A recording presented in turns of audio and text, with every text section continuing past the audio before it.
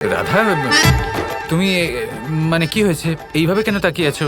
বসো এখানে। তুমি বলো তোমার কি হয়েছে? কিছুক্ষণ আগে তো তুমি কাঁদছিলে, দুঃখী ছিলে, আর এখন হাসছো, আনন্দিত হয়ে আছো। কি হয়েছে তোমার? হ্যাঁ, তো জীবনে কখনো কখনো তো এরকম করতেই হয়। বুঝতে পারলে না তো? তুমি এখানে বসলে তবে তো বুঝতে পারবে। তোমার মনে হচ্ছিল যে আমি দুঃখী ছিলাম। আমি এখনো দুঃখী হয়ে আছি, শুধু কেউ দেখতে পাচ্ছে না। আমি দুঃখী হয়েছিলাম, আর আমি দেখলাম যে কেমন তুমি, বাবা, মা সবাই আমার মান ভাঙাচ্ছিল, আর যখন সেটা হচ্ছিল না আমি দেখলাম সবার মুখে দেখতে পাচ্ছিলাম আমি কত দুঃখ পাচ্ছেন সবাই। তাই ভাবলাম এই দুঃখ দূর করে দেওয়া উচিত, সেটাই ঠিক হবে। তাই আমি হাসি মুখে দুঃখ ভুলে গেলাম। অনুচিত করেছি আমি? আমার মন এখনো দাদার জন্য কাঁদছে। আমি মনে মনে কেঁদেই চলেছি, আর মনের কান্না তো কেউ দেখতে পায় না, তাই তুমি দেখতে পারছো না, তাই তুমি বুঝতে পারছো না আমি দুঃখেই রয়েছি। দেখো কৃষ্ণ, তোমাকে বিশ্বাস করা কিন্তু খুব কঠিন ব্যাপার। তুমি নিজেই বলে দাও যে তুমি নাটক করছিলে নাকি সত্যি দুঃখী ছিলে। সকল গোপীগণ দুঃখী হয়ে বলরাম দাদার কাছে চলে যাচ্ছেন বৃন্দাবন ছেড়ে, আর তাও শুধু এই অপরাধ বোধে যে ওনারা কৃষ্ণের আবেগে আঘাত করেছেন। রাধা, এই সন্দেহ দূর করো, আর জেনে রাখো যা হয় ভালোর জন্যই হয়। তাই গোপীরা যদি দাদার কাছে যেতে চান তাহলে ওনাদের যেতে দাও, তাতে দাদাও একটু সাহায্য পাবেন।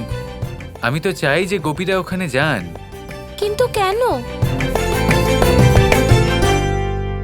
হুম হুম তোমাকে আজ অবধি এই কেনর উত্তর কখনো দিয়েছি আমি? না। তাহলে আজ কেন দেব? কেন মাথায় এলো না এই বিষয়টা তোমার? দেখো রাধা, গোপীরা দাদার কাছে কেন যাচ্ছেন, ওখানে গিয়ে কি হতে চলেছে, দাদা আশ্রমে কি করছেন, কোথায় কি হচ্ছে, এরপরে কি হতে চলেছে, এগুলোই তুমি জানতে চাও তো? তাহলে সব জানতে পারবে সঠিক সময় এলে। ততক্ষণ এই সময়ের সদ্ব্যবহার করতে দাও আমাকে একটু বিশ্রাম করে নিতে দাও। ক্লান্ত হয়ে পড়েছি, পেট ভরে খাবার খেয়েছি, এবার আমি আসি।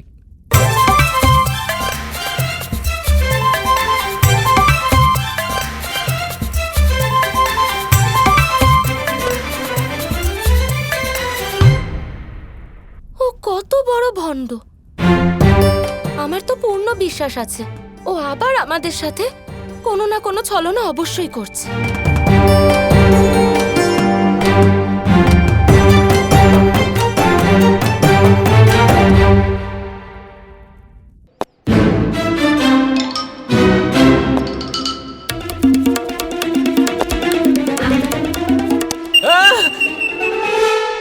আরে শাম্বু, কি করছো? নিজের বোধ বুদ্ধি হারিয়ে ফেলেছো নাকি? তুমি কাটছো নাকি নিজে তাতশ্রীর পা কেটে ফেলতে চাইছো? তাতশ্রী, আমাকে ক্ষমা করে দিন, আমি খেয়াল করিনি। কিন্তু আপনি বলুন, আমার কি বা করার আছে? আমি এত ক্লান্ত হয়ে পড়েছি, শরীরে যন্ত্রণা হচ্ছে, আর গুরুদেব একটার পর একটা কাজের উপর কাজ দিয়ে চলেছেন। আচ্ছা ঠিক আছে, আমি খুব ক্লান্ত হয়ে পড়েছি। এইটা নাও, রাখো এটা, বসো।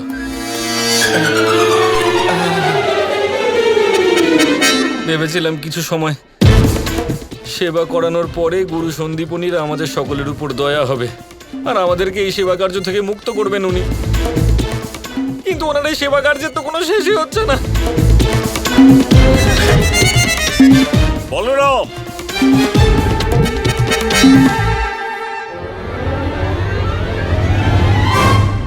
হ্যাঁ গুরুদেব। কাঠ কাটা হলো না, রন্ধন কিভাবে হবে? রাতে শীত নিবারণের কাঠ কোত্থেকে আসবে? এক্ষুনি হয়ে যাবে গুরুদেব। শীঘ্র করো। আর এরপর আমাদের কুটিরের ভেতর পরিষ্কার করতে হবে।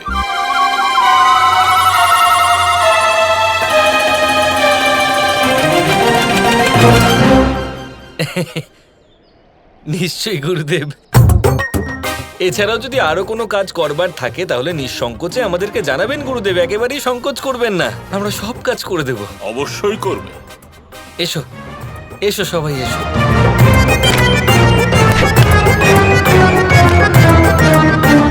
প্রণাম ঋষিবর। শ্রীকৃষ্ণ বলরাম দাদার জন্য সংবাদ পাঠিয়েছেন। কানাইয়া সংবাদ?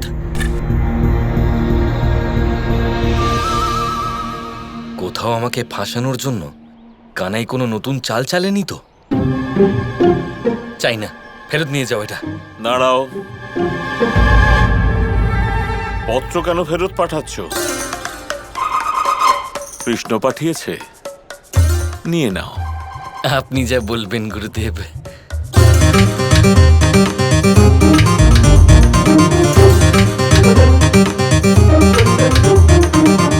দাঁড়াও, যাচ্ছ কোথায়? পত্রটা পড়ো সবার সামনে।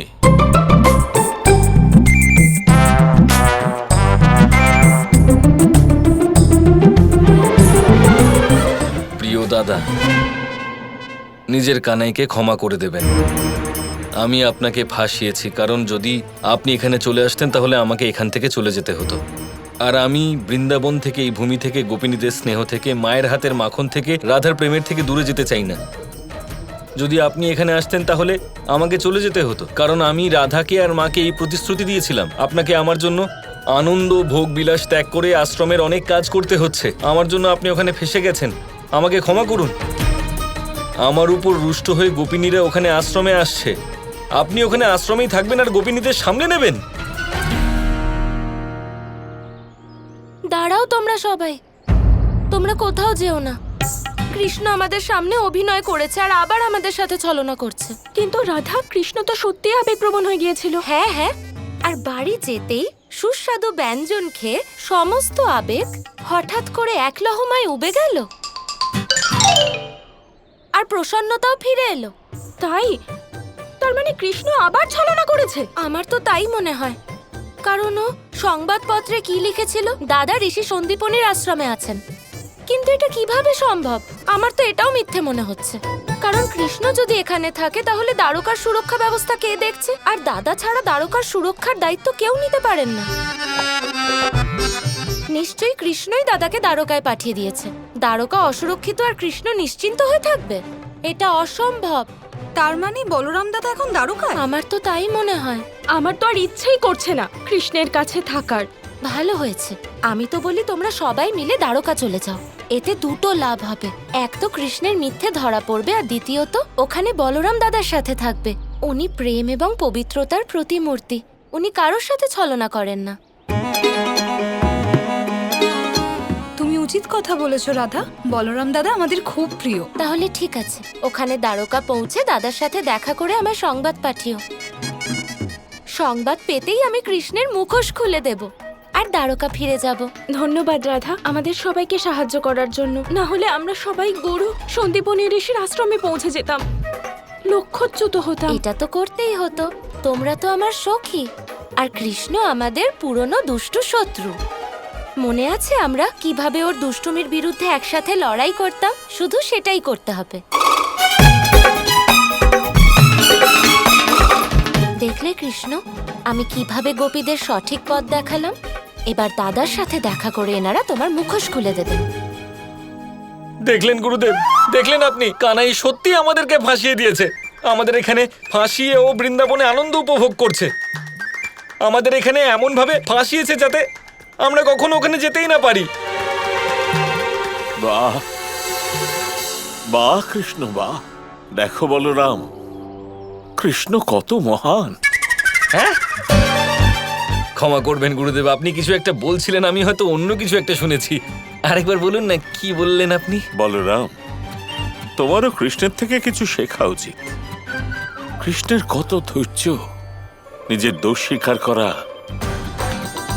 সবার সামনে ক্ষমা প্রার্থনা করা, দ্বারকাধীশ হওয়া সত্ত্বেও কত বিনম্রতা, কি সারল্য কৃষ্ণের মধ্যে। এ কি করে সম্ভব? কানাই যাই করুক না কেন, সব সময় মানুষ ওরই প্রশংসা করে। কিন্তু গুরুদেব, আমাদের সাথে তো ছলনা হয়েছে বলুন, ও আমাদের সঙ্গে যে ছলনাটা করেছে সেই ছলনার অপরাধ স্বরূপ ও কি কোনো রকম শাস্তি পাবে না? না তো, হ্যাঁ, কখনোই নয়। যে ক্ষমা প্রার্থনা করে তাকে অবশ্যই ক্ষমা করা উচিত, দণ্ড দেওয়া যায় না। Krishna Krishna Krishna Krishna